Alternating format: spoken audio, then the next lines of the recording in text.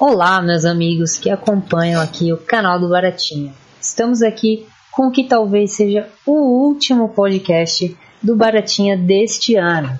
Hoje estou aqui com os meus amigos para falar sobre Stephen King, mais especificamente sobre as adaptações que a gente teve das obras literárias dele para o cinema e televisão esse ano. Sem mais delongas, então, vou apresentar o nosso cast aqui de hoje ao som de memes de filmes e séries de Stephen King. Primeiramente, meu amigo Henrique XD. You wanna balloon? They float. They all float. And then when you're down here, fat boy, you will float too. Era um memezinho, o cara recitou a cena pra gente. Caralho. Pô, a cena clássica do Tim Curry do Hit de 90, mano. Foi um puta monólogo, velho. É uma cena clássica mesmo. A Segundo... minha mãe fala ela todo dia. Sério? Não, minha mãe nem fala comigo. Em segundo, um easter egg do canal do Baratinha que vai aparecer no meu próximo vídeo. Meu irmão, o Maves. Ricky. Salve, galera. Meu amigo de sempre aqui também no podcast, Lucas Sukonik Suzemiya. Ler It é a única conquista que eu tenho na minha vida. Profundo. Nossa, cara. Eu não sei se eu coloco isso como triste ou feliz. E aí, galera, esse ano a gente teve várias coisas então do Stephen King, né? Praticamente a nova mina de ouro de Hollywood, né? Toda hora eles tentando achar qual vai ser o novo nicho de livro que eles vão pegar. Antes era Harry Potter, desde que Harry Potter acabou, todo mundo tá tentando pegar esse vácuo do Harry Potter, né? Que foi deixado, qual vai ser o Stephen King não pega tanto o vácuo do Harry Potter quanto os outros estão tentando pegar, né? Mas é outra coisa que eles estão tentando achar como mina de ouro ali nos livros, né? Pra trazer pro cinema também, vocês não acham, não? Eu acho, cara. Tiraram a mina de ouro do Frank Darabont, coitadinho, que só ele adaptava a coisa do Stephen King pro cinema. E agora toda semana tem uma coisa nova do Stephen King. Tá aparecendo até Star Wars, né? Ele é o que? É o diretor, esse cara? Frank Darabont, o diretor, fez Um Sonho de Liberdade, A Espera de um Milagre e O Nevoeiro de 2007. Porra, que foda. Uma das produtoras que estão tentando achar essa mina de ouro aí é a Netflix, revirando também o lixo do Stephen King, né? No ponto da Netflix não chega a ser tão lixo, porque eles estão pegando uns contos tops, apesar de, né, ter outras coisas programadas que a gente vai falar ainda, menos tops, programadas para serem produzidas. E o Netflix começou mostrando algumas adaptações aí, o Nevoeiro, o Jogo Perigoso e 1922. Vamos falar primeiro do Jogo Perigoso. Acredito que todo mundo aqui viu, né? Sim. Primeiro, vamos começando aí pontos bons e ruins, cada um fala um de cada vez. Primeiramente o XD. Pontos bons do livro e do filme, pode ser comentário sobre os dois. Não, é sobre os filmes. Aí você, se você quiser bater com alguma coisa que você leu do livro, fala, aqui no livro era assim, aí você pode. Tá.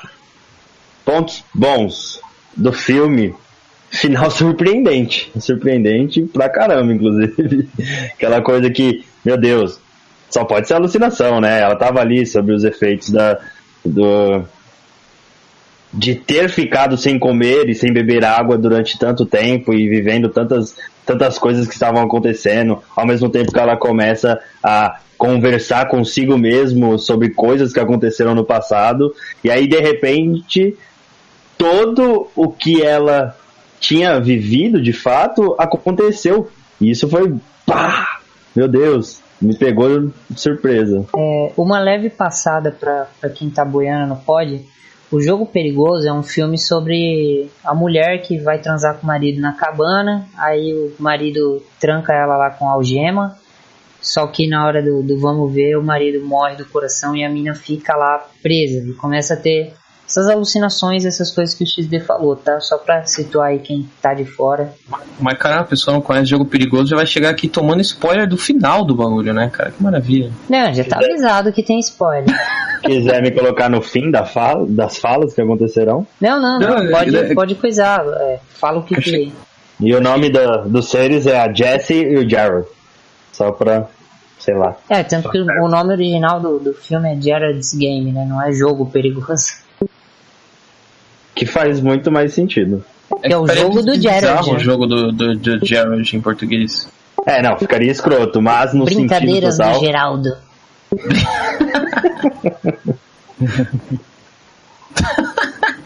Acho que o Geraldo Alckmin...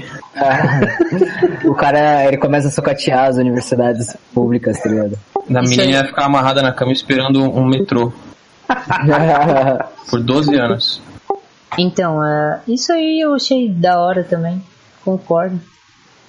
Quer falar seus pontos ruins e tal? Então, eu não pensei sobre os pontos ruins. Bom, então passa pro Sukunik. Sukunik, o que você achou aí? Pontos bons, pontos ruins do filme Jogo Perigoso? Cara, o Jogo Perigoso é uma ótima adaptação do livro que acho que ninguém conhecia, o Jogo Perigoso também, do mesmo nome, né, do Stifinho. Os pontos positivos eu concordo com o XD. Uma coisa que eu não gostei do filme, no caso, em comparação com a material original, é que a revelação do final fica um pouco mais fraca por você não ter tido tanto tempo de desenvolver o monstro da lua lá. Então quando ele aparece no final, eu fiquei tipo... A revelação que você diz é do lance do monstro da lua ser um homem de verdade. ser um assassino lá. E isso no final do livro é muito bom. E o livro até acaba com a cena da corte lá, que ele levanta o braço e fala, olha, eu existia, eu tava lá te observando o tempo inteiro, que você fica, ui, caralho. Não tem aquela cena de superação de Gilmore Girls que tem no filme, na adaptação. De superação Tipo dela arte. mandando a carta pra ela mesma? Não tem? Não, a cena do final de você vai se danar, eu sou uma mulher empoderada, olha como eu sou foda. E aí a criatura desaparece em fagulhas. Isso não acontece no filme, mas podia ter acontecido, só faltou isso. No livro não acontece. Ele assusta ela fica, meu Deus, susto. E é isso aí. Isso eu só achei que ficou meio... Se tirasse o monstro do luar do filme, eu acho que faria muito, muito, muito melhor, na verdade. Então, eu pensar muito nisso. O filme, na verdade, ele tem 2 plot twists no final, né? Esse lance de que, tipo... era só ela se superar, ela superar as coisas dela mesma. E esse lance do monstro, né? E... uma das coisas que me incomodou bastante foi esse lance do final também. Ficou parecendo muito que o filme queria pegar na mão do espectador, né, pra, tipo, explicar as coisas, né, isso é uma metáfora pra isso, tal, e esse cara, ele existiu de verdade, tipo, isso tinha que ser explicado, mas a maneira com que o filme passou isso foi muito, tipo, tirando de burro, sabe, não chegou a ser nada ofensivo ou desrespeitoso, eu gostei muito do filme como um todo, mas eu achei que podia ser melhor. Essa parte aí, né? É aquele final dona de casa desesperada que ele tem. É meio... Caramba, olha, hoje o sol está bonito, porque eu não tenho mais problemas. Mavis? Isso eu não tenho no livro. Eu não tenho nenhum ponto negativo por falar do filme, até porque a maioria das coisas que eu assisto eu nunca consigo julgar esse tipo de coisa. Mas uma das coisas que eu gostei muito do filme foi a sensação que ele me passou durante o desenvolvimento das coisas. Eu sempre me sentia, tipo... muito angustiado, assim, assistindo a parada. Eu me sentia muito enclausurado enquanto estava assistindo. Eu gostei da sensação que eu senti. Parecia que eu estava realmente sentindo algo próximo do que a moça sentia. E outro ponto que eu gostei bastante foi em alguns... Tem um flash, um take, que o cachorro tá lá lambendo o pé dela e aí ele vira o cara, e aí depois volta a ser o cachorro. Nossa, eu tomei um puta susto nessa parte, velho. E aí nessa hora você fica tipo, mano, é o cara ou o cachorro? E você não... E começa a levantar esse questionamento, se na real aquilo é da cabeça dela ou não, tá ligado? Um ponto negativo, aliás, depende muito do ponto de vista, né? Pra quem tá lendo, por exemplo, como se trata ali do jogo do Gerald, né? Então, fica muito parado numa cena banal, uma cena comum que durou alguns 30 segundos, se a gente fosse colocar na vida real. Mas o King vai e passa ali algumas 5, 6 páginas para dizer sobre o ângulo que o copo que estava na prateleira acima dela girou de determinada maneira para que fosse cair na mão dela, e aí ameaça ir pro chão. Aí você pensa, caralho, enfim, acabou essa cena e o copo de água caiu no chão, mas na verdade girou e ela conseguiu pegar. Um tempo depois você continua lendo. No filme eles não colocaram dessa maneira, claro, a linguagem é diferente, mas para quem não gosta de tantos detalhes assim na leitura, esse momento do livro incomodaria. Eu, pelo menos, não estava tão acostumado ao King tão detalhista como foi nessas partes que eu me lembro, que eu fiquei muito, caramba, mano, não vai andar essa cena? Então, talvez esse seja um ponto ruim para quem acompanhou o livro junto com o filme. E, mano, vendo você falar, assim, ouvindo você falar do detalhismo que tem essa parte do livro, eu fico bem satisfeito com o filme, porque deram uma atenção até que especial, não do mesmo jeito, como você disse, por causa da linguagem, mas teve uma atençãozinha ali dela olhando como o copo tava, como você mesmo disse, deu uma demorada até nessa cena e tal, né? Eu acho que fez jus, você não acha, não? Pô, eu gostei, mano, gostei muito do resultado do livro, aliás, do filme. Não, tô falando dessa cena em específica, você não acha que fez jus ao copo? Sim, foi... Dialoga um pouco com o que o Mate sentiu, que foi essa tensão. No livro é muito mais longo, então tipo, não tem como se manter essa tensão durante tantas páginas, entendeu? Por isso que no filme foi muito melhor executado, eu senti. Filme de um cenário também, né, mano? Muito diferentão, né? E só economizou uma grana aí, cara. Sim. Devem ter chegado com a proposta lá e falado, olha, a gente tem essa adaptação aqui do Stephen King pra fazer, né? Só tem um cenário, eles, vamos aí, vamos aí, é nóis, bora. Tipo, pra falar que não tem só um, tem tipo, ela escrevendo a carta em casa já e o tribunal, né? Mas 90% do filme é na cabaninha. Não, sim. E também tem a cena dela criança, na casa do pai, lá na casa de férias. Verdade, a casa do flashback tem quase tanto tempo quanto o filme normal. Não sei se conta como alguma coisa, mas ela pegou o carro também e seguiu uma hora pela estrada, então... Assim, mas a motinha já tá do lado. Vale.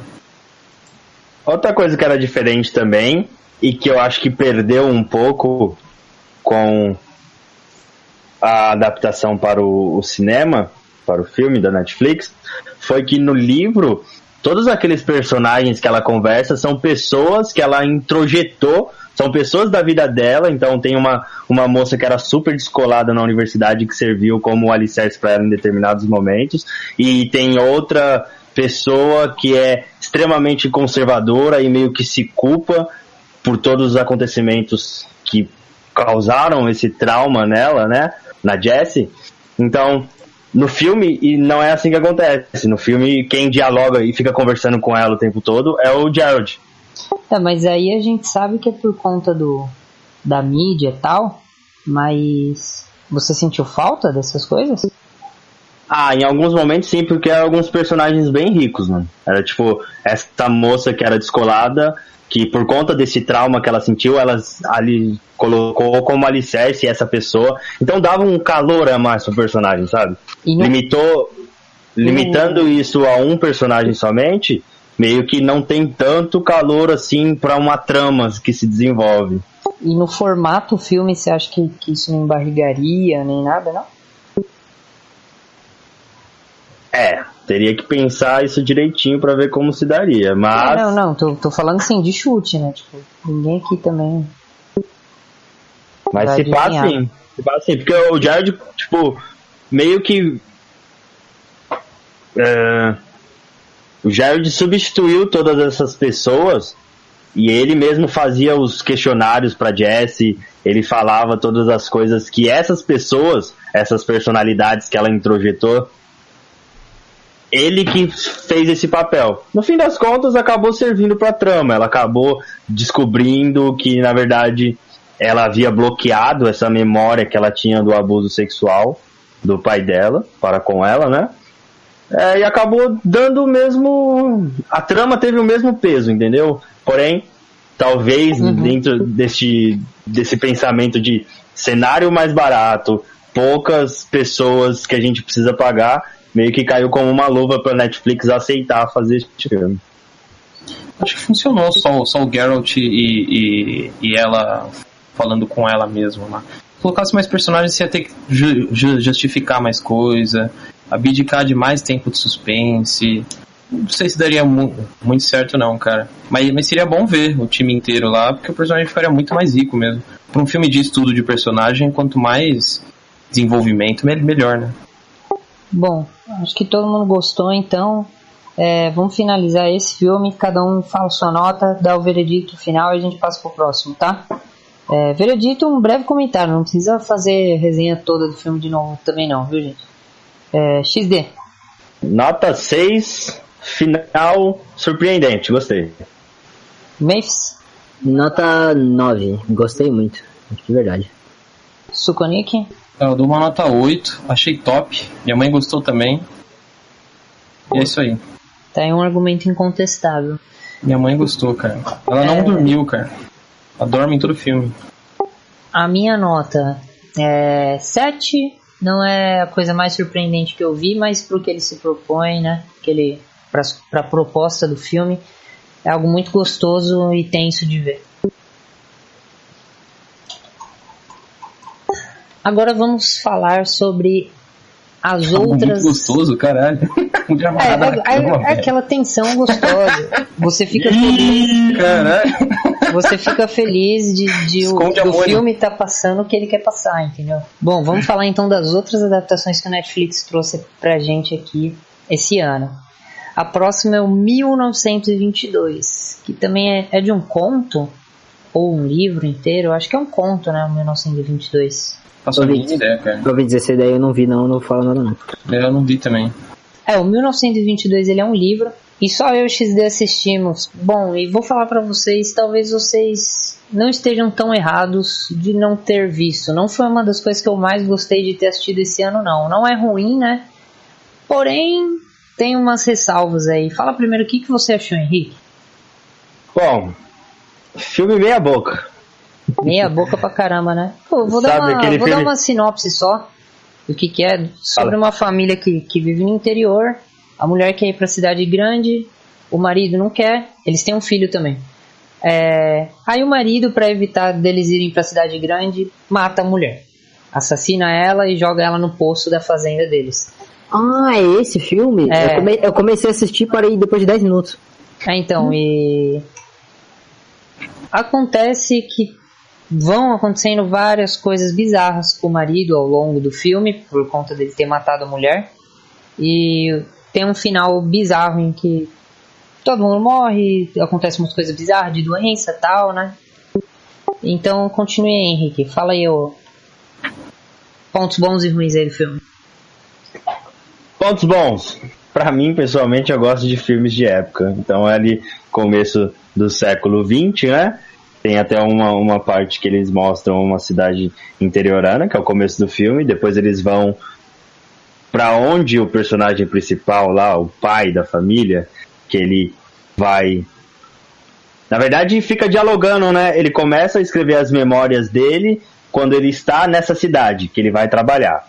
Que ele vai lá sobreviver de alguma maneira. Porque quando ele começa a contar, escrevendo, né, sobre a história dele, ele vai contando desde o início que a esposa dele queria vender a fazenda. Sim, ele é o narrador, né, do filme.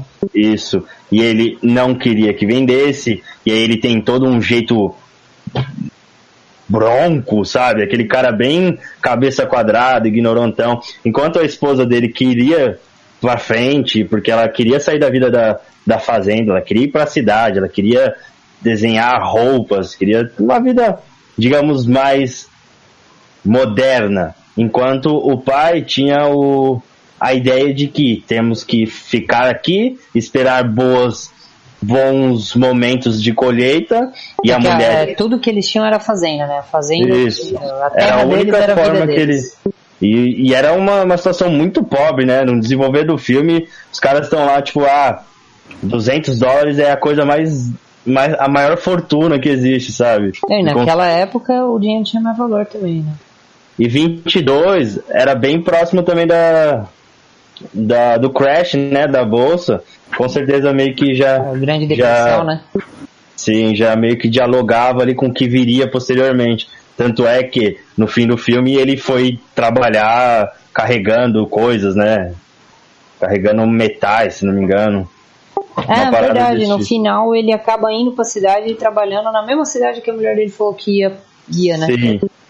E o que acontece? Dito isso, o contexto, a mulher dele insiste em querer se mudar, ele vai lá meio que manipula o filho dizendo que se sairmos daqui, você vai deixar de namorar com a sua namoradinha, que se sairmos daqui, tudo vai ser diferente, sua mãe vai pra cidade, você não quer ser um garoto da cidade, né?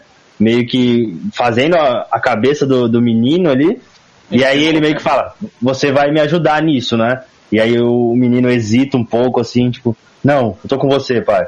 E aí, putz, é uma cena mó tristinha na época, no momento em que ele vai lá e mata a própria esposa, porque ele tinha dito pra ela, não, nós vamos pra cidade sim, vamos vender essa fazenda, vamos fazer o que você muito queria. E ela, tipo, tava rolando uma treta entre os dois, do tipo, eu vou pra cidade, nem que seja pra vender essa fazenda sozinha e você se vira.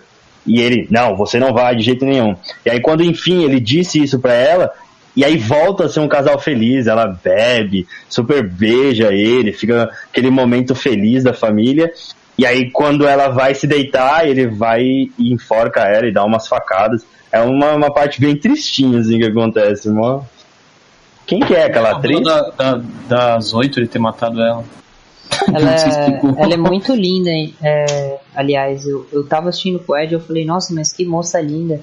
E como ela já tava aparecendo na forma de cadáver, aí o Ed ainda me zoou, tipo, tá pagando pau pro cadáver?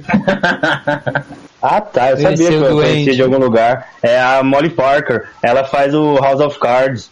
Ela é a moça que fica com o Remy Denton. Enfim, é uma atriz muito legal, assim, eu gostava do trabalho dela. E aí ela acaba sendo morta pelo marido, e aí começa a trama, né, que é tudo basicamente na culpa que ele sentiu de ter feito isso, e que essa ação inicial, esse primeiro erro, ocasionou em vários, como eu posso dizer? É uma tragédia, né? Uma tragédia que iniciou e foi efeito dominó, sabe? Essa ação ocasionou várias outras e outras. Por exemplo, o filho ficou meio que delinquente, ele começou virou bandido. O filho virou bandido. Não, ele virou bandido, mas pra meio que suprir as necessidades da esposa, da nova esposa, da menina que ele havia engravidado, aliás. Porque o pai o pai dessa menina começou a exigir que ele ficasse mais próximo e que, se eu não me engano, ele pede dinheiro, alguma coisa desse tipo. Coisa que ele não tinha, e aí ele teve que ir pro crime, ele virou mas tipo então, o XD, deixa eu falar o que eu achei ou não agora. Beleza. Você só tá citando tudo o filme pros moleques que não viu isso aí. Pô, vai ajudar. Achei bom, cara, pode continuar. Não, pode continuar, mas XD meio que já falou tudo. É que senão eu vou perder os pontos que eu queria falar no meio, tá ligado? O XD vai falar tudo e eu vou ter que voltar tudo de novo, sabe? Ah, tá, desculpa. Entendeu? Pra cortar o grande resumão do nosso amigo XD. Mas é isso. Tipo assim, eu fiquei meio pá desse filme porque eu falei meio... O que ele é? Porque ele não é meio terror. Não, a cena mais chocante... Aliás, isso me decepcionou também. É a parte que eles matam a mulher. Depois que o filho e o marido matam a mulher, que eles degolam ela, né? Não tem nenhuma cena mais que você fica boquiaberto, então putz, é uma das marcas do King, né? Apesar de ter os ratos, que o rato come o corpo putrefato da mulher dele, o rato segue ele depois, ele pega... É tétano, XZ, que ele pega do rato? Como é que é a doença lá do rato? Lectospirose. Ele pega o bagulho do rato, a doença lá, e os ratos ficam seguindo ele, tipo... É uma brisa psicológica, é uma brisa de horror, é uma brisa mais gore, é uma brisa sobre a culpa, tal. É um pouquinho de tudo, mas não é muito de nada. Assim, o filme quer passar a sensação de tragédia, né? Mas você só olha, né? Não tem muito pá em nada, né? hora ou outra, que era o ponto de suspense, tirando a ocasião da morte, hora ou outra, como era uma trama muito psicológica por conta da culpa, né? Então ele vê rato em tudo. Tem rato saindo pelos canos, tem rato surgindo da pia, tem rato em todo instante. Na casa nova que ele está, os ratos estão. Então acho que é isso, mano. É a culpa que ficou corroendo ele, surgindo em todos os instantes. O momento de suspense que aparece mesmo é quando ele vira com tudo assim, ele no rosto da esposa dele tem um rato, sabe? Era o rato em todos os instantes. Eu coloco como ponto ruim esse lance dele não ter nada e tal, mas ao mesmo tempo isso que você falou pra mim é um ponto muito bom mesmo.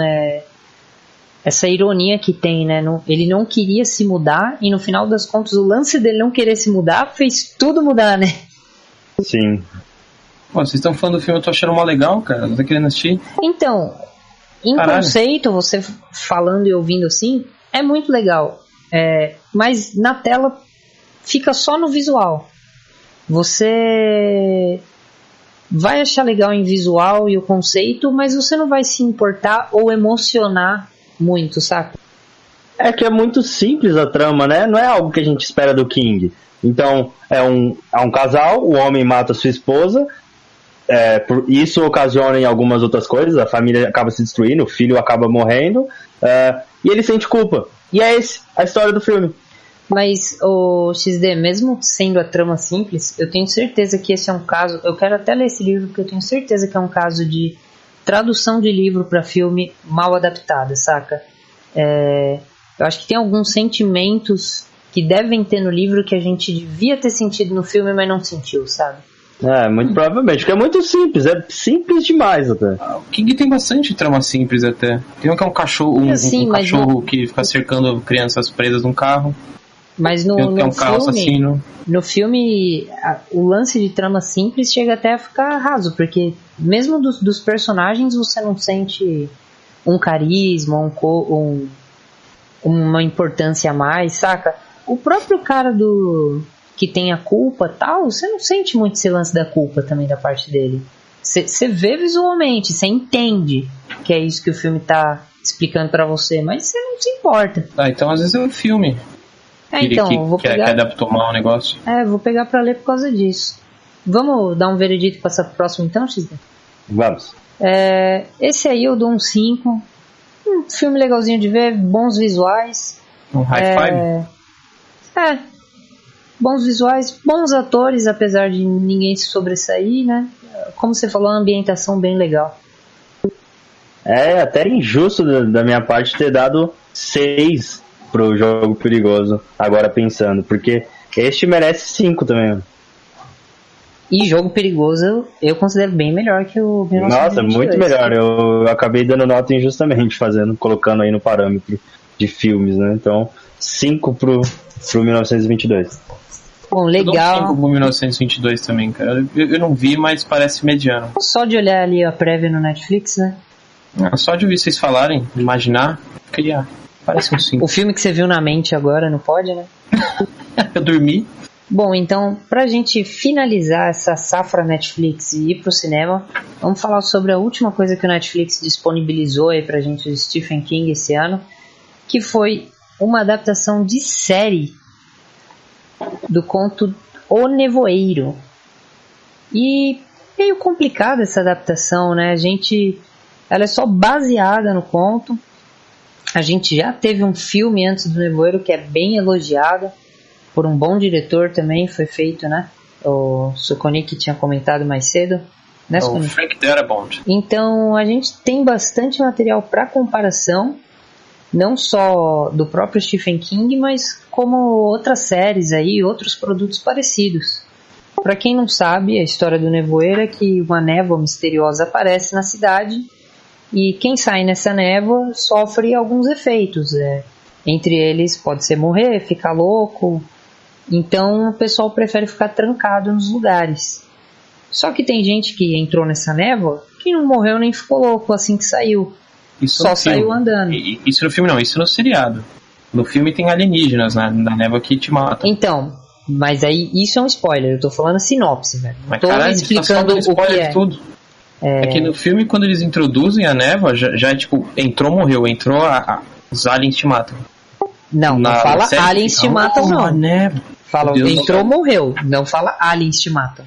Logo na primeira cena que aparece a névoa causando, saem tentáculos alienígenas do negócio. Logo de cara não já. Tá, mas não aparece eu tô falando, não existe essa explicação de que o bicho é um alienígena, entendeu? É isso que eu tô falando. Meu Deus.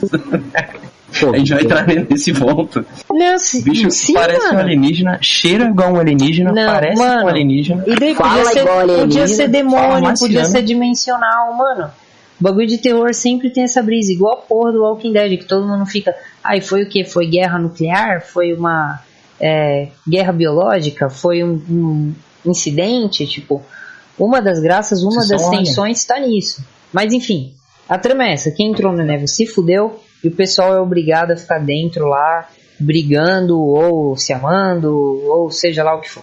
Só uma dúvida. No filme é tipo 100% de certeza que você morre a partir do momento que você respira névoa? Tem isso também. Não respira. Eu comentei isso de Aliens porque é o maior ponto de diferença do livro para a série. Peraí, só um minutinho. Não, fecha a janela. Fala aí.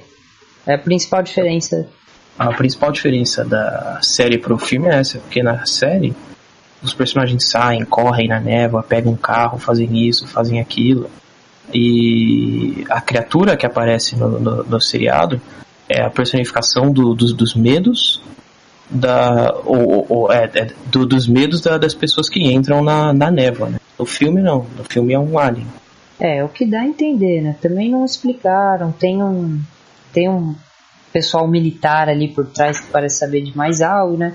Mas a gente nunca vai saber disso porque a série foi cancelada, né, galera? Outra coisa também que a gente só tem a primeira temporada para assistir, para falar, e nunca mais vamos falar dessa porra também. Faz sentido, porque o filme em comparação com a série, a série em comparação com o filme é terrível, cara. O filme, ele faz tudo que a série faz, mais rápido, melhor, e é isso aí, cara.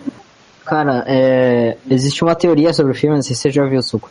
Não. Que no filme, saca aquela velha que fica falando que o moleque é o problema? Sim. Então, no final, o pai mata o filho, porque eles estão presos assim, e aí não tem pra onde eles fugir, e aí ele fala, mano, eu vou matar todo mundo, aí eu mato meu filho, depois cometo suicídio, é melhor todo mundo morrer com um tiro na cabeça do que morrer pros bichos. Só que antes dele, ele mata o filho dele, e antes dele cometer suicídio, a névoa some e o pessoal do exército vem e resgata ele. E aí existe uma teoria de que, na verdade, essa velhinha tava certa, essa mulher muito louca, porque depois que ele matou o moleque, tudo passou. A senhora, a senhora, você quer dizer aquela a doida crente? Isso, essa moça aí mesmo. A doida crente, ela parece como certa no decorrer do filme inteiro, tanto que ela fala, a névoa vai atacar hoje à noite aqui, vai pegar uma pessoa. A névoa ataca mesmo. Na série tentaram fazer ela, né? Mais ou menos. Que é a mulher que é o contrário. Eu não sei se é o contrário. Ela não é religiosona. Ela é hippie e acredita na névoa, né? Ela é uma amiga da névoa. No fim das contas, ela acabou se tornando uma crentelha que não é cristã. Sim, ela é a versão hippie da crentelha, né? E ela faz esse lance também de pedir pro policial matar o filho dele, né? Isso eu achei interessante. Como eles desenvolvem essa velha que acaba torcendo pra névoa contra o crente, e aí tem aquele embate entre os dois de quem tá certo, e no final a série deixa implícito que nenhum dos dois estava certo, que a natureza não é isso que eles estão querendo mostrar. Mas aí eles também embananam tudo com aquela porra de que meio que tem uma escolhida, né, da névoa, que é a loirinha lá. Mas mais ou menos deixou implícito essa imparcialidade toda. Eu senti que foi parcial, porque o padre quem vem buscar o padre são os 4 cavaleiros do Apocalipse, é tudo aquilo que ele temia. Enquanto que ela, de boas, ela entrou, voltou pra dentro da igreja, tipo, a galera não meio que... Não temia nada, né, você disse. Elegemos aqui uma escolhida, afinal de contas a névoa não matou ela. Porque a gente não conhece as regras que a criatura tem, né, a gente não sabia o que fez a névoa pegar o padre ali e depois pegar a mulher e pegar todo mundo. a série não desenvolve bem o set list de poderes dos monstros. Então, certas coisas acabam saindo como tirado da bunda. Até porque ela morre no fim, né? Sim. Pela névoa. O que não justifica ela ter sobrevivido antes. Mas não é o primeiro filme que caga na cabeça do telespectador mudando regra de bicho, né? Acho engraçado a gente ter falado dessa parte religiosa, porque foi uma das poucas coisas que eu gostei, junto do plot twist de quem é o estuprador da menina, né? Diziam que pro nevoeiro passar, o estuprador tinha que ser achado e sacrificado, né? A religiosa falou que o estuprador era o filho do policial, então o policial teria que sacrificar o filho dele, né? Mas no final das contas, não foi o filho dele esportistazinho, foi o amigo gay da menina, né? Que no final não era gay, né? Ele já tinha falado que era bi. E no final das contas o plot twist é que ele tinha problema psicológico, né? Problema... É psico alguma coisa esse, XD? Me corrija se eu estiver errado. Putz, mano, nem lembro. Que o amigo dela tomava uns remédios, eles chegaram na casa dele, aí o principal lá, pai da menina, achou os remédios dele, viu que ele tinha problema e que se ele não tomasse remédio ele tinha essas crises aí, que ele ficava loucão, tentava matar todo mundo, estuprou a menina. Putz, mano, na real nem acho que seja isso, não lembro dessa parte, desculpe. Cacete, velho. É tipo o grande plot twist da série, mano. Não, ele só era um cuzão, mano. Ele era um cuzãozão. Tipo, claro, ele tinha seus problemas lá, a demanda dele era que a família dele era uma família extremamente repressora, que o pai dele era um bronco lá, que não sequer comia com o filho na mesma mesa porque o filho era homossexual. Então... Não. Então, mano, esse que é o plot twist. Você fica tipo, o pai dele, tipo, que o pai dele chamava ele de monstro, né? Aí tipo, Sim. O pai dele chama ele de monstro porque ele é homossexual. Aí depois mostra que não, que o pai dele chamava ele de monstro por causa desse lance, que ele tinha que tomar remédio porque ele era meio psicopata. Ele não tomava remédio, ele ficava igual ele ficou lá, tentando matar o cara com espingarda, sabe? Entendi, mas eu nem tinha visto dessa maneira. Achei que ele era só cuzão mesmo. Eu achei que ele fosse cuzão mesmo. Também tem... O pai dele também é homofóbico. Também é, mas tipo, o plot twist principal é que o maior medo, a maior tabu dentro da casa deles era esse lance aí dos remédios, parece. É verdade, do que eram aqueles remédios? Agora eu não lembro. Que o moleque era louco, João. Era tipo um remédio pra suprimir doideira? É, porque ele tinha esses ataques e ficava daquele jeito lá, tipo, psicopatinha mirim. Psicopatia mirim. É a doença do Norman Bates, né? Não, tanto que depois eles ficam trancados no hospital e tem um cara doido que diz que vê a maldade nos outros e ele fica apontando pro moleque. Tipo, você é mal, a maldade tá dentro de você. Tanto que aí até protegem o moleque. Fala, não, você só tá falando que a maldade tá no moleque porque ele é gay. E não é, o moleque era mal mesmo, né? Ele estuprou a menina. Mas até aí ele só... O cara só... Esse cara era doido mesmo. Ele só escolheu um ali, apontou e falou, é você. Tanto que ele matou mais um monte de gente. Sim. Esse cara ele era doido mesmo. Só tô falando também que foi uma ironia engraçada, né? Que no final das contas, quem ele apontou que era mal mesmo. Foi mais um foreshadowing da série pra revelação depois. É meio barato, mas beleza. Então, tirando essas duas coisas, tudo pra mim foi uma versão barata do The Walking Dead e do próprio Nevoeiro. Não sei se barata do The Walking Dead, porque eles envolvem muitas coisas ali que o The Walking Dead não chegou nem perto, né? Não, digo, o clima da série, do jeito que é feito e o jeito que os personagens agem, parece muito The Walking Dead. E a parte chata do Walking Dead, não tô falando da parte boa. Como assim a parte chata? Desenvolvimento de personagem? É a parte mais a parte que para de passar bicho, sendo escrota e tal, pra passar, tipo, o shopping. Mano, o shopping era o núcleo que eu mais odiava, o shopping. Jesus. Eu também concordo com o Vitor. Eu achei que eu tava assistindo algum filler do Walking Dead, mano. As pessoas no local, com medo do que tem lá fora, essas pessoas brigam e se matam. É até maneiro a pensar na dinâmica de grupo. Sempre tem um religioso de merda, que é aquela moça lá, pra buscar alguma relação maluca com Deus, que no caso era o Deus da natureza. Não, mas... o do religioso é até legal, mas tipo, aquela mina que perdeu a filha no shopping, você tá cagando pra ela. Sim, real. E aí, tipo, umas historinhas meio que batida, mano. Sem contar as atuações, que eram bem... A menina lá, a filha, a moça que foi estuprada, parecia que ela não tinha expressões, aquela atriz. Sei lá, eu não gostei quase nada disso. O meu problema com a série foi que eles demoram demais pra fazer as coisas. Parece que eles tinham, sei lá, roteiro pra 6 episódios e aí prometeram 12, eu nem lembro quantos episódios eram. Prometeram muito mais do que eles tinham, então eles tinham que ter momentos de personagem olhando pra cara do outro falando: caramba, olha, o céu, a névoa tá pesada, né? É porque estão fazendo uma fucking série. Se for 13 episódios, são 13 horas que eles têm que fazer baseado num conto, velho. Não é nenhum Mas livro, eles adicionaram é num muita conto. coisa no conto. Eles adicionaram muita coisa. Sim. Então, mas o conto serviu só como cenário, né? Não foi necessariamente sobre o que estava escrito no livro. Foi com base naquelas características daquele contexto que eles fizeram novas tramas. Então dava pra usar a criatividade, dava pra fazer alguma coisa mais gostosa de prender a atenção de quem tá assistindo. Acho que eles erraram nisso. Não precisava ser tão parado igual foi. E eu não sei como eles conseguiram. Que eles pulam de ponto para ponto e eles não desenvolvem nenhum dos pontos direito, então as coisas não têm um impacto tão bom. Você tem um conceito legal do cara aproveitando a névoa para matar pessoas e tirar isso como desculpa. Você tem o embate religioso na igreja, mas nada é bem desenvolvido, é tudo...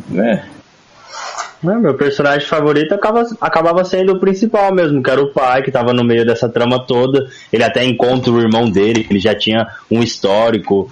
Talvez o ponto legal foi de colocar uma história pro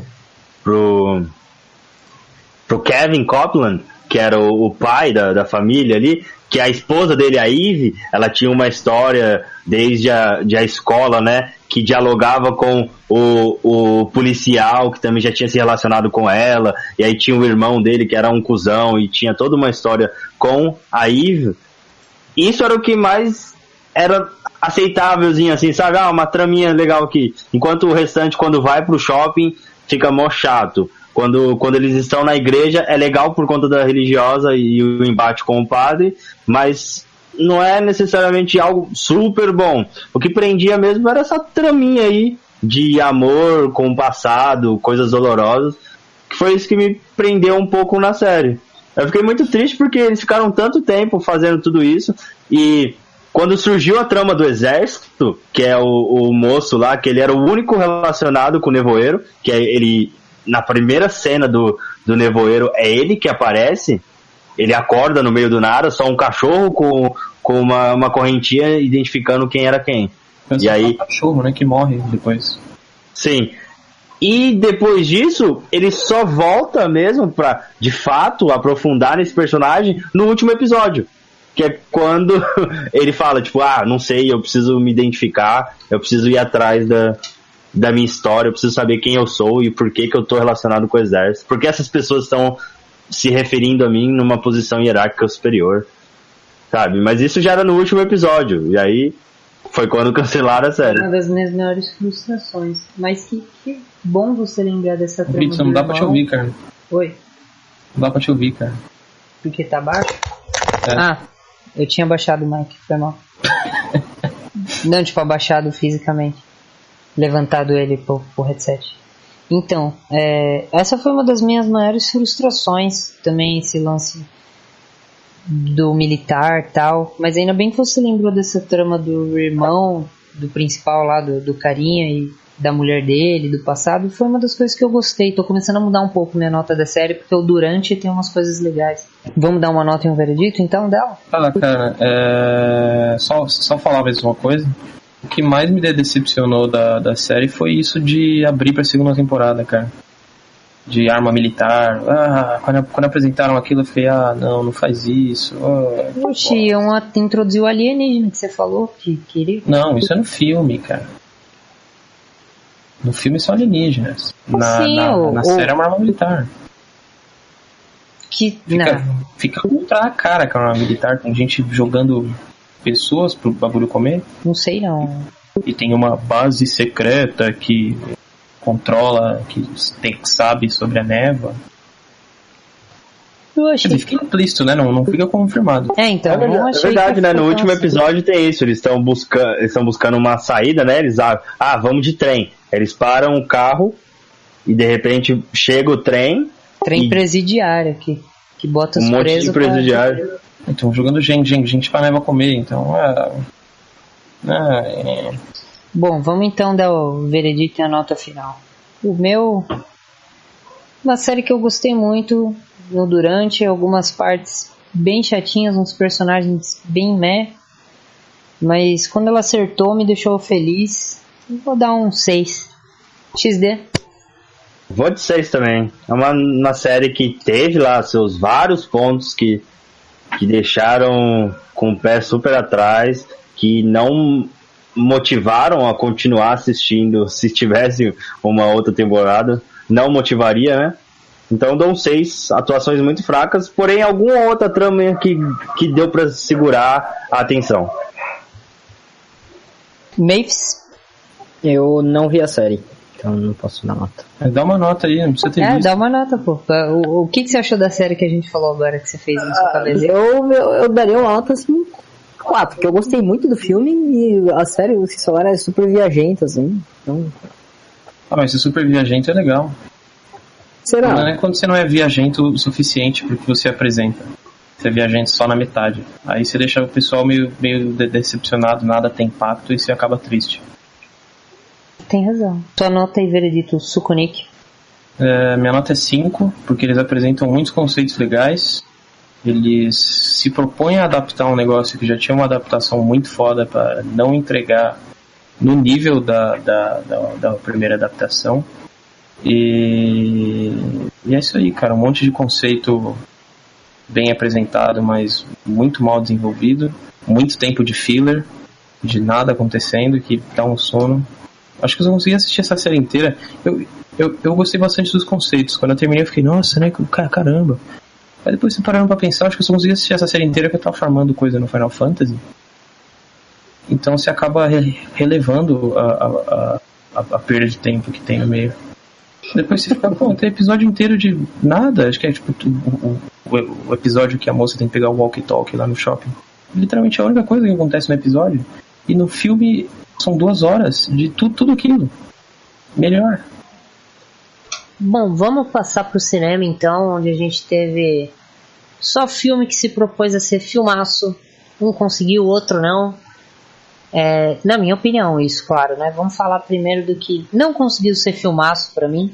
Foi A Torre Negra. A Torre Negra, que eu não sei se eu sou o melhor cara pra dar uma sinopse do que é, porque eu vou dar uma sinopse do filme e eu sei que o livro é brisa o suficiente pra não ter nada a ver com o que eu vou falar. A sinopse é de um moleque que conhece um pistoleiro e os dois vão pra outro universo pra poder defender o nosso universo. É uma brisa total, mas vamos lá. Não é bem assim, né? Mas, não é bem assim, mas é quase isso. Vamos lá. Primeiramente, Torre Negra são vários livros. Eu não sei. São 7. Eu não sei em que span de tempo tá esse livro, esse filme, né? De qual filme. Ele começou do primeiro livro, né? Mas eu não sei até qual outro livro ele foi. Mas tudo é muito corrido. Parece só uma tentativa fajuta de tentar achar um novo Harry Potter de Hollywood novamente, né? No caso ali, além de vamos pegar coisa do Stephen King, transformaram num negócio super infanto-juvenil, mas tudo meia boca também. A única coisa legal é o Idris Elba lá de pistoleiro, tacando tiro em todo mundo, recarregando a arma e tal. O filme é legalzinho, né? Mas enfim. XD, você assistiu? Não. O Skonik também não, né? Não assisti, mas acho muito bom. Mavis, seus comments aí? Eu vi o filme. Pra falar a verdade, o filme me agradou bastante. Não é um filme excepcional, assim, você vai assistir e falar, que filmaço. Mas foi bem isso que o Vitz falou, ele ficou bem infanto-juvenil, assim, eu até estranhei, eu tava assistindo o filme e pensei, mas não é uma adaptação do King, não devia ter alguma coisa mais de terror e tudo mais, sabe, tipo, meio que, tipo, o Idris Elba, o pistoleiro, aí, tipo, começa com um moleque em casa, assim, e aí o moleque, ele é tido meio como louco, assim, tipo, meio como Porque, tipo, ele fala umas paradas que todo mundo fala, tipo, mano, esse moleque tá... Existe outro mundo, eu sonho com... ele fala, tipo, existe outro mundo, eles estão vindo me pegar, umas paradas assim. E aí todo mundo fala, tipo, mano, o moleque tá delirando, tá ligado? E aí... E ele tem uns sonhos, e aí o moleque desenha, né? E aí ele desenha os sonhos que ele tem. E o último sonho que ele tem é com o pistoleiro. E aí, que é logo antes do pessoal da clínica, que não é uma clínica de verdade, ir buscar ele em casa. E esse pessoal dessa clínica, na verdade, é um pessoal de uma espécie desse outro mundo, que eles são tipo escravizados pelo líder desse mundo, assim, pra pegar as crianças, porque eles meio que roubam, é tipo meio que um poder mental, meio que a criatividade das crianças. Assim. Aliás, o nome desse poder mental é The Shining. Então, roubam, em português é o brilho das crianças, assim. Que quando eu assisti, É o brilho do seu olhar. Quando eu assisti, a melhor analogia que eu pude fazer foi como se esse brilho fosse, sei lá, criatividade das crianças, qualquer coisa do tipo. Mas, Memphis, rapidão, você entendeu que esse The Shining é uma referência ao Iluminado, né? Não tinha entendido, não. Eu acho que tipo, se pá... Tem coisa do livro que chama The Shining mesmo, na Torre Negra, mas é o mesmo nome que o Iluminado. O livro da Torre Negra, os fãs de Stephen King que eu conheço dizem que ele pega muito para explicar de onde vêm os monstros do Kingverso e etc. Então pode ser, cara, pode. Sim, ele explica coisa do It, né, de onde vem o palhaço. Não só do It, de um monte de outras coisas. Mas no filme não, isso é do livro, né? Sim, no livro. No filme não tem nada disso. No filme eles mal explicam de onde vêm os monstros que aparecem no filme, assim. Mas o filme tem umas cenas muito legais de ação. Tem umas cenas de ação muito legais. Do pistoleiro no final, assim, dele dando uns tiros, assim. Uns tiros, assim, parece que você tá dando crítico no Fallout, assim, sabe? Que faz... Tipo, uns putas takes legais, assim, a bala indo. E tem aquela brisa do código do pistoleiro, né? Que ele fica repetindo e tal. Mas o que eu estranhei foi justamente isso. Porque eu pensei, é uma adaptação do King. E não tinha nem clima de suspense. Era clima de filme infanto-juvenil e ação, tá ligado? É que o livro é bem aventuresco, né? Eu li alguns capítulos do livro, e você não tem essa sensação de suspense, porque o pistoleiro, ele é um cara muito foda, então você tá tipo, beleza, o pistoleiro é um cara muito foda, ele tá atrás do Homem de Preto, né, no primeiro livro, e ele chega em vilarejos destruídos, assim, começa a conversar com os sobreviventes, nossa, como viver aqui é uma bosta, é o pistoleiro, mas eu sou muito foda. Cadê o Homem de Preto? É mais ou menos isso. O filme é isso também, só que todo o pano de fundo que a gente tava falando, de ser explicado esse multiverso King, a riqueza que tem de não sei quantos reinos e tudo mais, não tem no livro, tipo, eles só comentam por cima e pronto. O Homem de Preto se resume a Matthew McConaughey, McGonagall lá. É o True Detective? Ele, tipo, eu não lembro se é ele mesmo. É ele o True Detective? O True Detective é o Matthew McConaughey? É o Matthew McConaughey. E... Tipo, o vilão se resume a ser o ator, tá ligado? Sem contar que no filme também tem um vilarejo só, assim, sabe? Eles chegam num lugar, aí o lugar é destruído e aí eles já vão atrás do cara, o Homem de Preto, assim. Onde tem a prostituta? Não sei. Não existe isso no filme. Okay. No filme é só uma... Tem prostitutas no livro. Só uma mina que lê mente lá, e aí ela... vai lá e fala que o garoto tem um puta poder, assim, que ele vai salvar o mundo, umas paradas. Não tinha nem garoto até onde eu parei de ler, era só o pistoleiro, e é isso aí. Então, o filme ele começa já com o garoto, não tem, o personagem principal não é o pistoleiro, é o garoto. É como se o garoto fosse o Harry Potter e o pistoleiro fosse o Hagrid. Caralho. Tipo isso. Só que ao invés do pistoleiro ir buscar o garoto, é o garoto que vai atrás do pistoleiro. Enfim, vamos dar uma nota aí rapidinho isso aí, Memphis. Putz, eu gostei do filme, mano. Eu vou dar 7. Apesar de ser... Mano, o filme é muito bobo. O filme é bobão pra um cacete, velho. Mas... eu curti muito assistir. É divertido pra caramba. Ele é bobo, mas é divertido. Então, e os atores são bons. Pra quem não leu o livro, e não quer ler, e não gosta do Stephen King. Sim, quem só quer assistir um filme de aventura X, pode ver que é diversão na certa. Os atores são muito bons, tá ligado? Pode ser que não tenha nada a ver com o livro, mas o Idris Elba e o Matthew McConaughey, Matt Guigan, eles são bons, tá ligado? Matthew Grindelwald. Maves? Eu ia dar um 7 também. Eu justamente por causa disso, o filme, ele não é nada excepcional, mas ele me divertiu, tranquilo. Talvez, se eu lesse o livro, eu ia ficar, pô, foi uma merda. Mas eu não li o livro. E vendo só como um filme, que foi o que eu vi, eu achei um filme tranquilo, ele me divertiu. Ele me divertiu tanto quanto, sei lá, um Transformers o faria, então... Ah não, Transformers eu acho muito ruim, não consigo. Transformers eu gosto, cara.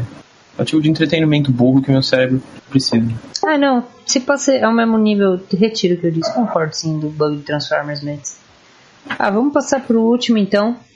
Última adaptação cinematográfica que tivemos e talvez a mais importante do Stephen King esse ano, né? O tão esperado remake... Não remake, né? Porque ele foi um novo filme sobre o Witch, a coisa, né? Do nosso querido palhaço Pennywise. Uma entidade desconhecida. Adoro Pennywise. Que vem na forma de um palhaço pegar tudo as crianças de não sei quantos anos em anos ali 27. Na cidade de Derry. É Derry, né? Derry. Vamos começar então... Dessa vez vamos fazer o contrário. Sukoneki, o que você mais curtiu ou não curtiu do filme? Pô, eu não tava preparado pra falar, cara. Foi XD. Tudo bem, vamos lá. XD, o que você mais curtiu e não curtiu do filme? Vamos fazer na ordem. Bom, vamos ter que ser mais específico aí. Porque temos 2 filmes, né? Temos o livro que serviu de base. Mas hoje é desse ano. Os desse ano. Se você quiser de novo, se você quiser jogar uma comparação com o antigo ali, você pode. Tá. Filme novo, muito bom. Muito melhor que o anterior. Com algumas observações. Claro, a linguagem é totalmente diferente, né? O filme de 90, você tem algumas coisas muito trashes que fazem com que você dê risada e não fique com medo, que era essa a proposta. Mas é claro que também a nossa cabeça, a informação é muito mais rápida, então a gente está mais acostumado com várias outras tecnologias do que as pessoas eram acostumadas antigamente. Então, o Pennywise antigo, ele não era tão amedrontador quanto o Pennywise de 2017, no filme de 2017. Ficou muito bom a adaptação que eles fizeram, o Pennywise ficou muito mais assustador. Algumas falas, como a que eu iniciei esse podcast, foram a de 90, do filme de 90, que algumas falas são muito mais impactantes, mas aquela coisa de que todos irão flutuar, ela está presente no filme de 2017, é um filme bom para cacete, mano, bom demais. Eu fiquei realmente com muito medo de assisti-lo. Aliás, pontuaçãozinha rapidinha, de que o Pennywise é interpretado por um cara da série que eu assistia, o Hemlock Groove. Putz, o moleque é muito bom, esse moleque novo também, né? Se ele tá ouvindo aí o podcast, ele deve estar muito feliz agora com seu comentário baratinho. Sim, é o Bill Skarsgård. Eu acho que ele conseguiu fazer uma versão, não diria aos pés, bem diferente do Tim Curry, mas conseguiu sobreviver ao hype de boa, né? Com toda certeza, eu achei que ele foi muito bem. E você, Mavis, o que você gostou do filme? Primeiramente, eu discordo em alguns pontos que vocês disseram. Eu acho a versão antiga melhor, principalmente por causa do Pennywise, porque eu acho o Pennywise novo, eu gosto muito da voz do Pennywise antigo, do autor antigo. Ela era uma voz um pouco mais grossa, e principalmente a risada que ele fazia era genial pra mim. Aquela risada pra mim era tipo, eu me sentia tipo com certo medo, assim. E assistindo esse filme novo eu não senti nada disso. E justamente por isso eu acabei gostando um pouquinho menos do filme novo. Mas eu acho ele um filme ótimo ainda, sim. É um filme com certeza sensacional. Mas eu prefiro o antigo mesmo assim. Lembrando também, assim, tipo, todo o direito seu de preferir o antigo e tal. Mas lembrando também que o meu motivo de gostar do novo é que eu tô levando mais como a interpretação que ele teve do Pennywise, do livro Pennywise, cultura, personagem. Aquele Pennywise era o Tim Curry fazendo Pennywise, entendeu? É que, sei lá, voz fina, não é muito amedrontador, sabe?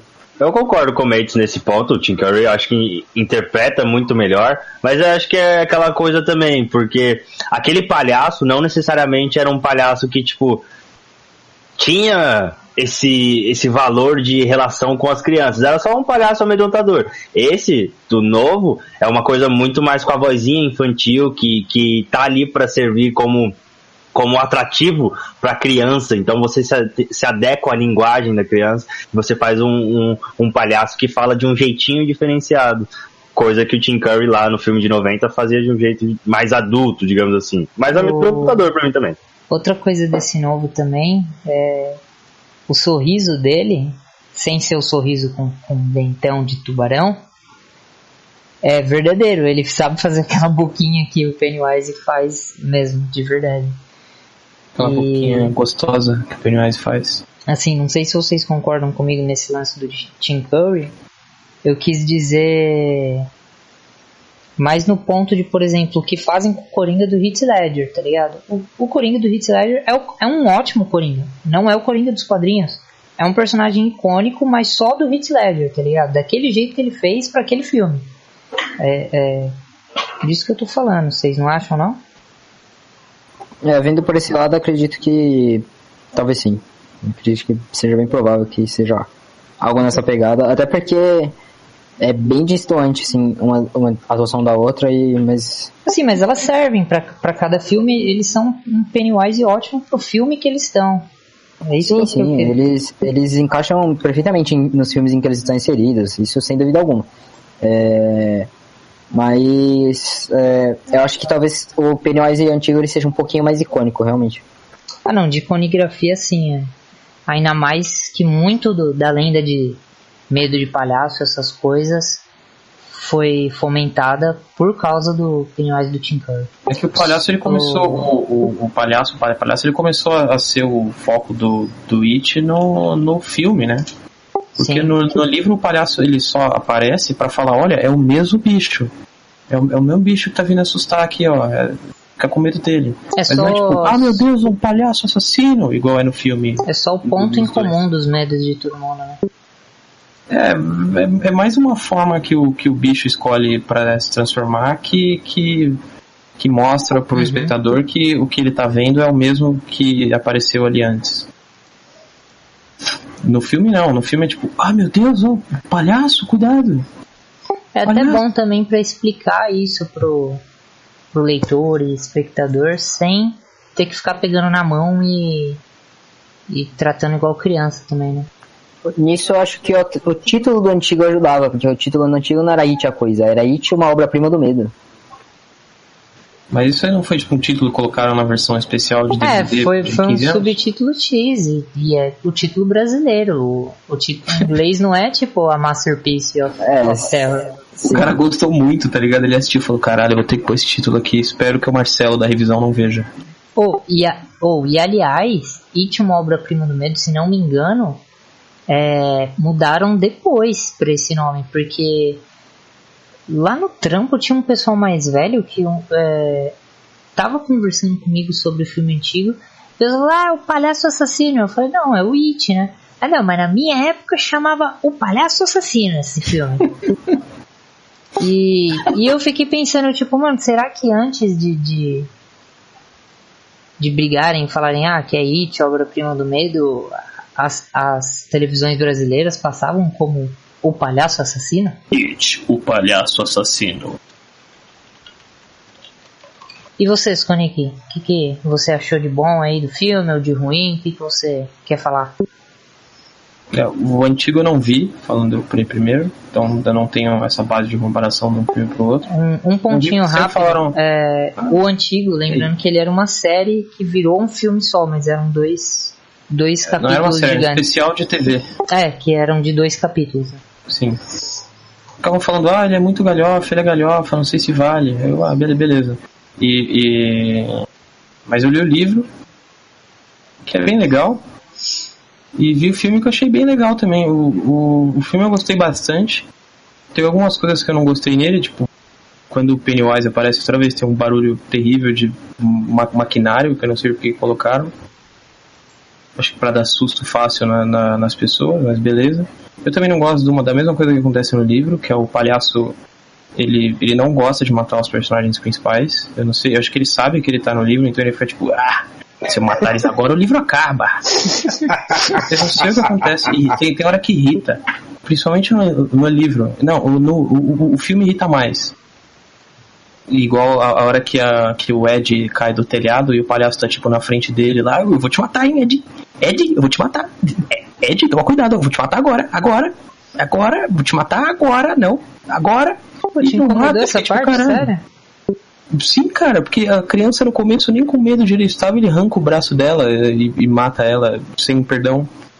Pô, tem parte também que o palhaço no livro ele mata um outro menino chamado Ed, que ele persegue a criança pela rua e arranca a cabeça dela. E logo depois tem uma cena que ele persegue o gordinho, mas não sei o que acontece, que ele fica tipo, não vou matar, não tô afim, foge aí. E não mata, caralho, velho. O palhaço do perdão, não dá pra entender. E isso em toda cena que ele para pra assustar as crianças, ele tipo, tá de boa. E também tem alguns artifícios que ele usa pra isso, criticando o palhaço no caso, né? Ele usa uns bagulhos que não faz sentido, se ele quer assassinar a criança, tipo, virar o álbum de família do Bill, cara. Por que aquilo? What the fuck? Se ele pode se teletransportar pra onde ele quiser e aparecer atrás das pessoas e sequestrar elas pra um bueiro, pra elas virarem a donzela em perigo. Pera, mas aí você diz isso em tudo, não só no filme, mas no livro também. Isso em tudo. Se ele pode mas fazer ele isso, não faz ele pode. Isso. Não, eu sei, mas aí ele não faz isso porque senão não ia ter livro, né, cabeça? Não, caralho. Aí ninguém. É justamente o que você falou, velho. Ele não faz por causa do livro, mesmo. What the fuck, cara? Suspensão de realidade, Soco. Suspensão de realidade. Se ele não fizesse, nem ia ter história, né, caramba?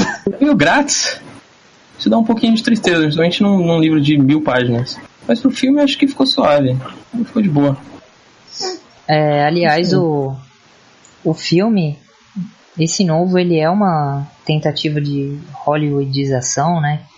Que eu tanto reclamo, mas nesse caso eu achei bem feito.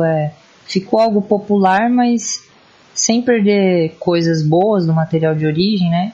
Assim, falando também de achismo. Perdeu uma coisa muito boa do material de origem. Fala aí.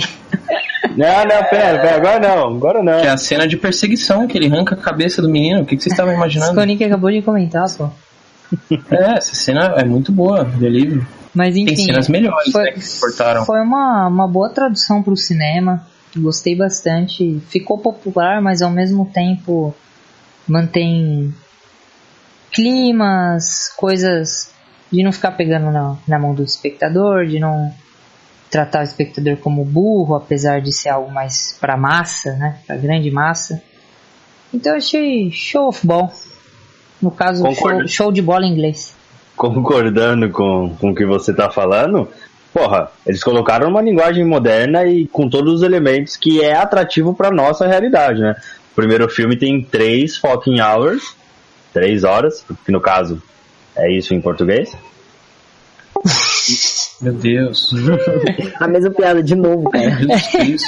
Enquanto que no filme atual tem 2 horas. Então, eles enxutaram, essa é a palavra? No primeiro filme tem os 2 arcos, tem crianças e tem eles adultos. No segundo filme tem só as crianças. É verdade, que vai ter um volume 2 aí, talvez esse volume 2 seja partido entre parte 1 e parte 2. Por que, cara? Por quê? Não sei. Porque desde que Harry Potter fez isso, agora todo último filme de franquia tem que fazer também. Não. Parece direito, história pra contar? Uma parte vai ser a Gênese, que vai contar a história do Pennywise, que aí tem que resolver bem isso pra não ser uma coisa meio trash, uma coisa bem... Tipo um Pennywise Origins, na moral. Se contarem a história, vai ser trash, não tem como contar. Então, porque a história dele no livro é bem bizarra, né? Conta um pouco isso. É pro livro, né? Pro filme, esquece. Eu não lembro direito a história pra falar, mas tem seres superiores alienígenas, e um deles criou a Terra, que acho que é a tartaruga. Você foi atrás, não foi, Vitz, pra falar? Sim. Então você vai dizer se eu falar bosta, você pode me corrigir. Pode falar. Aí um deles criou o universo, que é tipo o ser do bem, e o outro o ser do mal, eu não sei direito do que acontece. E ele cai na Terra. Se não me engano é que tem os vários universos, que é até explicado em Torre Negra e tal, né? Se não me engano, posso estar bullshitando Isso também. Eu não lembro do livro de ter vários universos. Eu lembro que teve um que criou. Então, o protetor do nosso universo é criou uma tartaruga gigante. É a tartaruga, isso mesmo. Que também eles cagam no filme, né? No filme não explicam esse lance. Eles mencionam a tartaruga em alguns momentos. Nem tem isso. Não, eles mencionam a tartaruga, tipo, a gente achou uma tartaruga no rio. Mas não é igual no livro que o poder vem da tartaruga, né? O poder deles de derrotar o It. É bem depois, cara. Sim, mas não tem no filme, é isso que eu tô falando. A tartaruga só fala, se vocês querem matar o It, tem uma hora que ele fica descansando. Então vocês têm que ir lá e arrancar o coração dele. Não, mas eles têm uma brisa lá também, que é tipo a marca da tartaruga, que quando passar eles vão esquecer de tudo. Essa eu não lembro, cara. Tanto que o lance deles esquecerem no filme virou tipo, a gente vai esquecer porque a gente vai ficar adulto. E quando a gente fica adulto a gente esquece. E ainda concordando com o que eu... Desculpa, fala isso que você vai concluir o raciocínio. Só fui dar uma piadinha de 27 anos. Pode falar. Desculpa aí, estraguei o seu prazer. não estragou nada. E ainda concordando com o negócio das adaptações que eles fizeram com a fórmula passada dos anos 90, que já deu certo, né? Só que eles só atualizaram a coisa. Os personagens em si, que são os 7 amigos, né? Acho que o primeiro que eu observei maior aprofundamento e maior pinceladas de mudanças para nossa realidade, uma coisa mais chocante e que prende a atenção do telespectador, é a Bev, por exemplo. Ela é claramente abusada pelo pai, enquanto que no outro não tinha esse contexto dela ser abusada. Não. No livro isso é muito bem desenvolvido. Não, no outro o pai dela simplesmente, quando o Ben escreve o poema pra ela lê, o pai dela fala, não, você não vai se relacionar com esse menino, e ela sai correndo, e aí tipo depois... Oi? Falei que ele é gordo.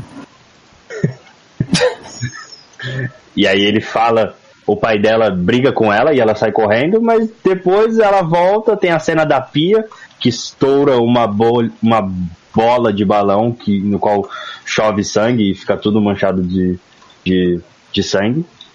Mas até aí normal, né? O pai dela coloca a mão no rosto dela de uma maneira ali problemática, mas não claramente um abuso.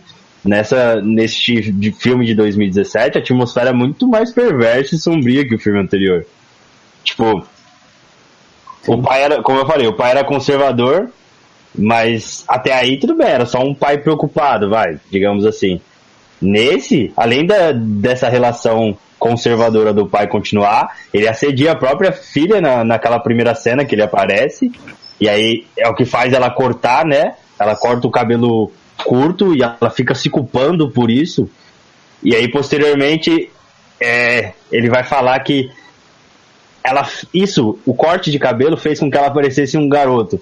Na outra cena ele vai lá e prende ela dentro de casa e deixa ela entender que ele já abusava dela há muito tempo, quando ele falou, esses meninos sabem que você é minha. Sabe, é uma parada muito mais pesada que deixou aquela coisa, caralho, mano, o pai estuprava a própria filha, mano. Eu fiquei mais bolado ainda de eu ver esse novo e ficar tipo, caramba, eu não me liguei nisso no filme antigo. Não teve isso no filme antigo. O antigo ele corta muita coisa, pelo que falam, né? Ele não desenvolve muita coisa. Ainda bem, 3 horas de filme, se ele fosse desenvolver, vixe. Despirocava total, né? Espirocar que acontece no final do livro, né? Uma espirocagem. Cara, literalmente. Uma coisa que 7 espirocagens. Uma coisa que eu fiquei meio chateado com esse filme novo é que no antigo o Henry Bowers não morre na primeira parte. Ele volta depois, quando eles estão velhos, pra tentar matar eles. Por algum motivo a coisa usa ele pra tentar... Nossa, pode crer. E aí depois eu até fiquei me perguntando, velho, será que no filme ele morre ou não? No livro ele morre ou não? Ou alguma coisa assim, mas é uma diferença aí que eu até fiquei tipo, pô, mas o Henry não ia ficar no hospício e depois voltar muito louco e tentar matar eles. Cara, eu não lembrava do Henry Bowers quando eu vi o filme novo, mas uma coisa que me Pra quem não lembra, aí o Henry Bowers é o valentão que briga com eles, com a criançada. Uma coisa que eu não entendi o motivo é do gordo ser o novo Mike Hanlon, cara. Por que o gordo é o novo Mike Hanlon? Então, não entendi, mano. O pretinho era o crânio, aí tipo... eu acho que eu li numa entrevista que eles quiseram, não sei se foi diretor ou roteirista, trocar o papel do Mike e do... Os dois são rato de biblioteca, na verdade, né? O gordinho e o Mike. Mas o gordinho é o romântico, o Mike é o... Não, sim, mas os dois ficam muito tempo na biblioteca. No original, no livro, né? Mas o Mike, acho que foram diretores ou roteiristas que quiseram dar esse papel pra ele agora do o estrangeiro, né? Porque ele não veio de coisa no filme, ele não veio de... Qual é o nome da cidade, pô? Derry. De Derry. Tipo, Derry. O Henry Bowers, quando ele pratica bullying contra o Mike, falando, sai da minha cidade, né?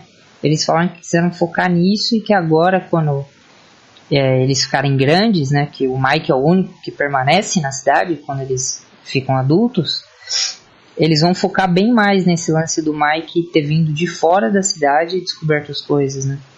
Aí não sei, né? Eu achei bem ruim, mas eu vou esperar o segundo pra ver o que vai sair disso. O Mike ficou um personagem completamente removível. O judeu ficou um personagem completamente removível. O Stan Uris ficou completamente tirável da história ali. Provavelmente só não tiraram pra ele se matar no começo do próximo spoiler. Não sei, cara. Algumas crianças ali ficaram... Eu vou manter a mesma postura que o Baratinha, porque o Mike é essencial pro livro e pro filme de 90. É ele que começa chamando todos os amigos, os 7 amigos. Ele que liga pra todos eles. Esse é que o Suco falou. Ele é totalmente removível. Se você coloca o Mike na história ou não, ele é simplesmente o carinha que usa uma arma de ar. Plot que nem tem no livro. Essa plot não tem no livro da arma de... Tudo bem, não ter no livro não é uma regra. Tem que colocar tudo que tá escrito lá. Se fosse assim, não teria graça pro cinema adaptar as coisas. Mas mudaram muito, nem tem essa porra dele trabalhar com as vacas, né? Exatamente, é que ficou fraco mesmo, ficou sem sentido. O Mike do filme novo é muito fraco, velho. É bem fraco mesmo, removível. Ele, o judeu, acho que só são crianças que eu tiraria do It. Mas em compensação, deram um papel um pouquinho maior pro Patrick, que é o outro que some lá dos valentões, né? O magrelo alto. No primeiro filme, tipo, o Patrick praticamente não existia. Agora ele teve como um papel de valentão mais caro do lado do Henry Bowers. Todos os fãs do Patrick que se sentiram super representados, né? Sim. Eu até comentei sobre ele aqui no Pod Agora, porque senão a galera ia me encher o saco depois nos comments. Um total de 3 pessoas, uma pessoa na Iugoslávia, a outra na Suécia e o Baratinha. São todas a mesma pessoa. Aliás, eu não sei se vocês sabem, mas a maior concentração de gente que não são meus amigos e que estão fora de São Paulo, que assistem o Baratinha, está no Acre. Então um beijo pro pessoal do Acre aí, tá? Acho que é Acre ou Recife, não lembro, mas beijo a todos. Elas não são nem próximas uma da outra, mano. Acre ou Recife, cara? Não, é que eu não lembro o que tava escrito lá no... sim. Nas minhas estatísticas. Não tô falando que é do lado. Não é Rondônia, não? Você não passou por Johnny? Muito amor aos fãs, cara. Muito amor aos fãs nesse vídeo. Mas enfim, voltando aos personagens. Uma coisa que eu não gostei da versão 2017 e que eu concordo com o Mates do filme dos anos 90, que muito superior foi o Richie. O Richie, ele foi... O do Stranger Things lá? O Mike do Stranger Things, e ele é o Richie. Eu achei ele um piadista muito sem graça, mano. As piadas dele eram muito pesadas. Totalmente diferente do Rich dos anos 90, que era extremamente engraçado. As piadas do Eddie Spaghetti, todas as tiradas que ele fazia, eu achava muito engraçado. E ele era meio que um valentão, assim, ele era um cara da zoeira, mas Por exemplo, quando o Henry vai atrás dele na escola, junta os três buddies pra mexer com o Rich, ele vai lá, tipo... e tipo, empurra... Ele xinga eles, Isso acontece no livro. Ele empurra o... Putz, qual é o nome? Henry Bowers, acho que é o Henry Bowers, né? Eu não lembro. Ele empurra, mas é um negócio que os estudantes lá dos Estados Unidos levam, onde eles colocam as coisas. É um recipiente lá, a bandeja. Bandeja, eu tinha esquecido a palavra. Ficou parecendo muito que eles fizeram mais focar no aspecto palavrão do Rich do que humorista, né? É porque o Rich, se eu não me engano, ele fala muito palavrão no livro. Não, ele fala, mas tipo, pegaram tipo, meio que só isso, não o engraçado dele. É um moleque muito boca suja que, tipo, sabe aquele moleque que é insuportável? Sim. E ninguém quer escutar o que ele fala, ao contrário do outro que era engraçado. Ele tinha umas piadinhas boas. É aquele seu amigo que, perdoe aí todos os meus amigos que eu já fui muito assim, tipo, que ele tá tentando ser engraçado e idiota, mas ele esquece que ele tá sendo só idiota, né? É tipo, cala a boca aí, eu vou comer sua mãe, sabe? Pegando minha rola, então. É tipo isso, sabe? É o tempo inteiro do filme ele lançando umas piadas assim. E é tipo, o engraçado é que são um monte de crianças. Claro que no livro tem coisa muito pior, mas é um monte de crianças enfrentando um vilão ali, um palhaço. Mas que ele pega muito pesado, mano. Eu não consegui enxergar essa coerência das piadas que ele fazia, que eram muito pesadas, com as crianças em si. Aliás, se eu não me engano, tiveram até problema no Stranger Things quando foram gravar com o ator, porque ele tava... Não tiveram problema. Perguntaram pros irmãos coisa lá do Stranger Things. Wachowski. Duffers. Não, Wachowski é irmãs agora. Meu Deus. E falaram o que achavam do Finn Howard no It, e eles falaram que ele voltou das gravações do It super boca suja no Stranger Things. Falando em Stranger Things, uma coisa curiosa é que Stranger Things copiou It pra It copiar Stranger Things depois. Coisa interessante. Digo, aproveitou a vibe do Stranger Things. Não achei não, mano. Não achei justamente por conta desse bagulho da origem.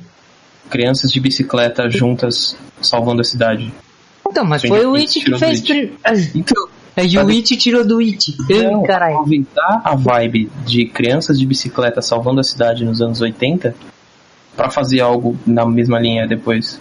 Então, acho que pegou mais a hype do que inspiração. Mano, inspiração do inspirado que se inspirou em você mesmo.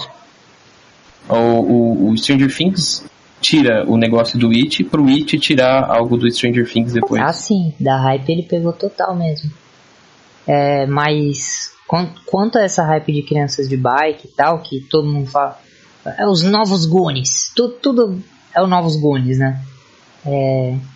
Eu acho o It bem mais novos Goonies do que Stranger Things, pelo menos a segunda temporada, né? A primeira temporada é top, mas o It, com todos os defeitos que a gente colocou aqui, uma coisinha aqui ou outra ali e tal, o grupo das crianças eu gostei demais, a turminha deles nesse filme.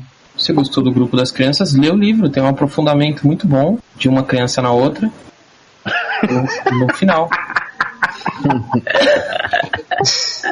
Elas se aprofundam muito bem em detalhes. Tem detalhes do aprofundamento. 5 páginas.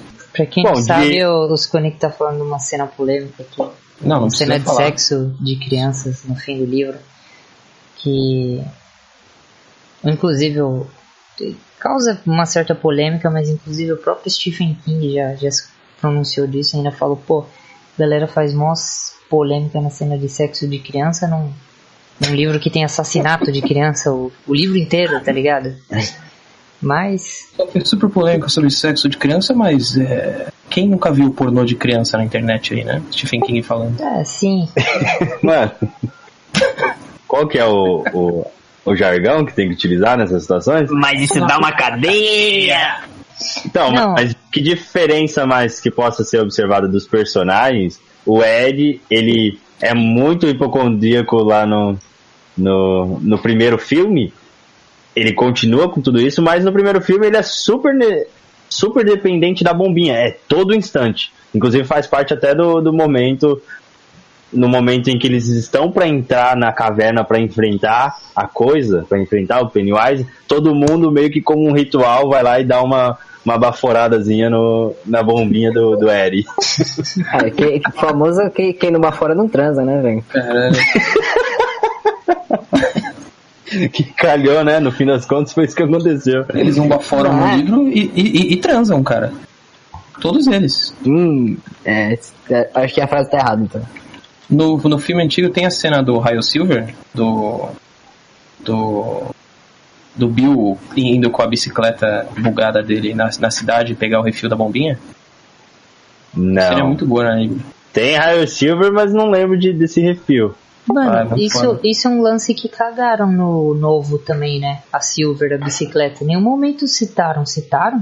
É que eu acho que pro público que vai assistir agora não vai ser tão marcante assim. Mano, então, depois que eles ficam grandes, a porra da bicicleta faz mó diferença, mano. Tem um papel importante pra caramba. Eu ia falar caralho, misturou caramba com caramba. E tem essa cena que é muito boa da bicicleta. Tem, acho que, umas 8 páginas do Stephen King contando o backstory da bicicleta, porque é o Stephen King.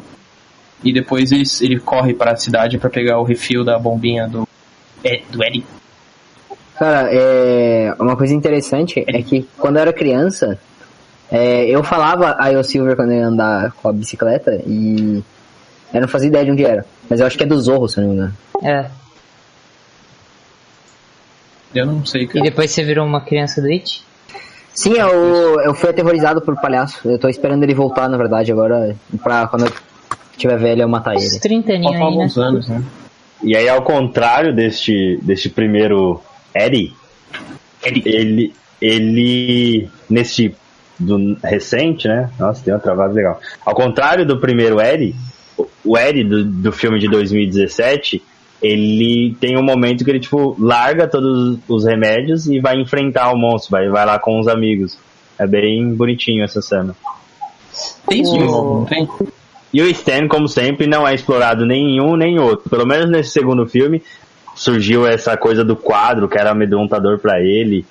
E ele também é minimamente trabalhado naquele momento em que o pai dele fica puto com ele, porque ele não sabia ler as escrituras judias lá. Ele tava treinando pro Bar Mitzvah.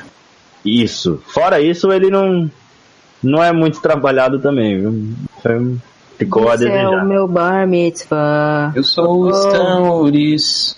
Eu sou subdesenvolvido e completamente ignorável. Tanto Então, no livro 1 quanto no livro. Então, No livro é bom. o antigo e o novo tem isso em comum. O livro, ele também, tipo, é algo bem... Mano, ele é um coadjuvantão, né? Mas no livro ele tem essa pouca importância também? É que ele já é introduzido como morto, né? Então toda vez que ele aparece, você já fica... ele morre. Ah, verdade, o livro é flashback, aí começa com eles adultos, né? As duas coisas acontecem ao mesmo tempo. Quer dizer, Passado e o o presente. filme antes também, né? Começa, mas tipo...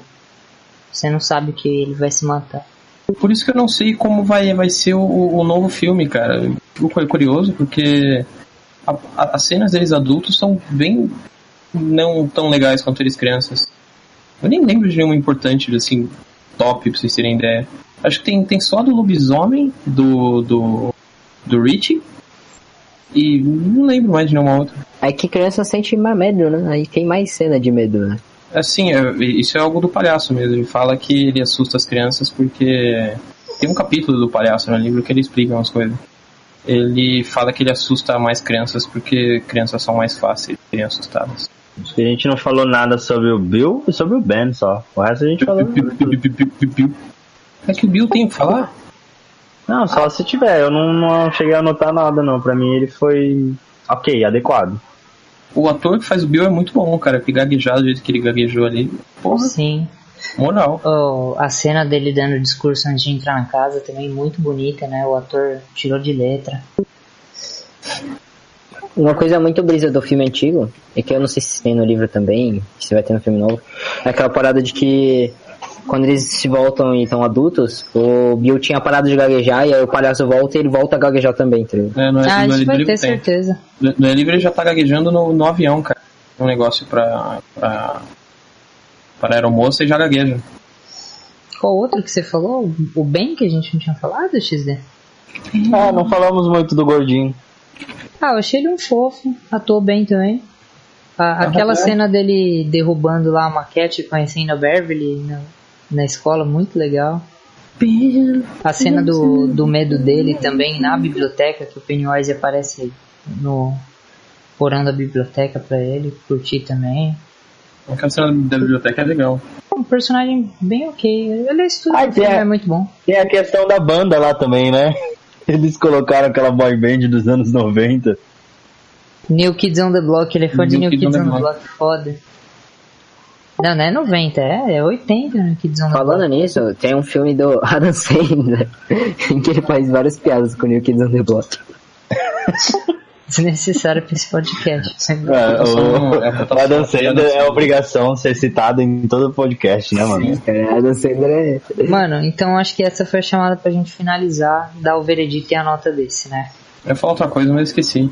Ah, é verdade, mas um detalhe que acontece no livro e não acontece nos filmes é que o palhaço, ele mata algumas pessoas, ele larga o corpo lá, cara. Enquanto no filme, tipo, o primeiro menino, ele mata e larga a pessoa lá, o corpo na rua, só leva o braço do pivetinho lá, esqueci o nome dele. George Denbrough. E mais um monte de gente, ele mata e larga o corpo. Enquanto nos dois filmes, eu acho, ele leva o corpo embora. Só pra ficar só curiosidade. Só no segundo, no primeiro ele deixa as partes do corpo. Ah, mas ele leva o resto do corpo embora, não leva? Ou não? Então, porque o segundo filme de 2017, o Bill fica super buscando alternativas, tanto é que esse é o medo que o Pennywise utiliza, né? É sempre o George. E todas as vezes ele fica buscando um motivo ou uma possibilidade para quem sabe o George ainda estiver vivo. Tem um momento que ele vai lá e coloca uma carcaça de canos, que era para simbolizar os possíveis caminhos que a corrente levaria o irmão dele, né? Então, e aí ele fica lá dando possibilidade, falando pro pai dele, ele pode estar nesse local aqui. Ele dá uma coça nele. E o pai dele fica pistola e tipo, larga essa ideia de uma vez, seu irmão morreu, já era, supere. Então, neste segundo livro, ele não leva o corpo, não. Aliás, ele leva o corpo, sim. Enquanto que nos outros, não. É pra tapar o buraquinho do dente, né, na madruga. Mas a gente não falou da cena inicial, que devíamos ter falado no começo. A cena do George, dos dois filmes, ela é extremamente amedrontadora. Ela vende mesmo, né? À toa que colocaram ela no trailer de 2017. Porque ela é extremamente assustadora. E ela se desenvolveu igualzinho, né? Só mudou mesmo um pouco o diálogo e a própria forma com que o Pennywise se apresenta. Em 2017 ela tá muito mais amedrontadora, também pelos motivos que eu tinha dito lá no começo, que é outra realidade, a gente está acostumado com uma outra linguagem de terror. Ele abocanha a criança sem dó no novo, cara. Bom, vamos pro veredito então, e nota final do It, a Coisa. XD. 2017, nota 9. Caralho. 1990, nota 8. Não, é desse ano só. Não comece a inventar pra estender mais o bagulho já. O podcast é desse ano. Mas ele foi rápido. Tá enrolando. Não, vai, Maves. O desse ano. Eu dou um 9.8. Meu Deus, olha os caras. Suco Nights. Eu dou um 8, cara. Porque, porra, palhaço misericordioso da porra. E Donzela em Perigo no final me deixou um pouquinho triste também. Da 9 eleva muito a moral, né, mano? O pessoal fica exibido às vezes, né, convencido. Mas a minha nota é essa mesmo, é 9 também. Eu diria que um dos melhores filmes de terror que eu vi do ano. Muito gostoso de se assistir. Adorei os personagens, os atores, a história, tudo.